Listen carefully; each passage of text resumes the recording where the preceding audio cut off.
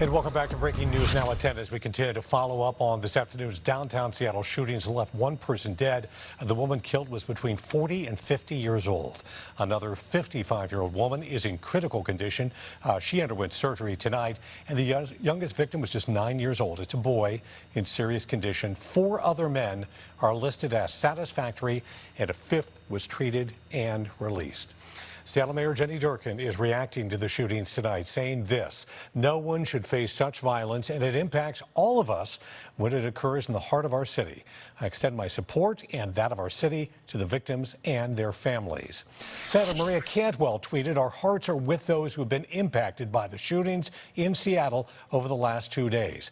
If anyone has any information, please contact the Seattle Police Department tip line. That number is 206-233-5000. KYRO 7's Gary Horcher is live tonight outside Harborview Medical Center. That is the primary trauma hospital in Seattle where the victims went in the shootings. Gary, what's the latest from there?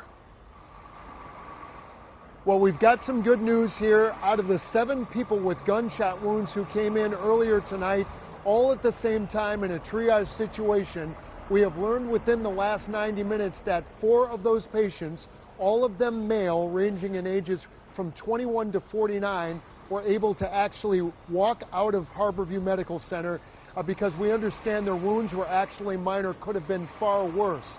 So here's what we know as of this very moment. The most injured people were the woman who was in her 40s, in her 50s, and the 9-year-old boy. So the upgrade in information with the 9-year-old boy who was shot in the upper leg specifically, we have learned that also within the last 2 hours, that the 9-year-old boy is now satisfactory versus serious. A 21-year-old male has been discharged. Apparently he was hit in the lower leg. A 34-year-old male has been discharged. We understand he was hit in the upper leg. A 35-year-old male has been discharged. He was apparently grazed by a bullet. A 49-year-old man has been discharged, and the 55-year-old woman who was hit in the abdomen apparently remains in critical condition. We understand throughout the night they're going to be monitoring her, and she could face more surgeries to come. So the one thing that kind of impressed us is earlier tonight when you had 7 patients coming in, including 1 other patient from an officer-involved shooting just 2 blocks away from this scene, Harborview Medical Center never blinked once in terms of trying to get more staff in here. They were able to get everybody in here in a trauma situation. It is their business. They told us tonight was no different, and they were able to get all the life-saving protocols with all of those patients in quick order, even though it was a mass shooting situation. So very impressive. Coming up at 11, we're going to have a little bit more detail about what Harborview says, how they reacted, their staff, and the conditions of the patients as we continue to get them.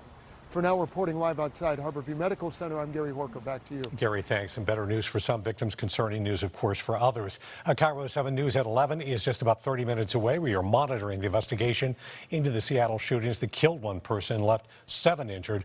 We'll bring you the very latest information on the search for the gunman and witness reaction tonight at 11 o'clock. I'm Dave Wagner, and you're watching KYRO 7 News.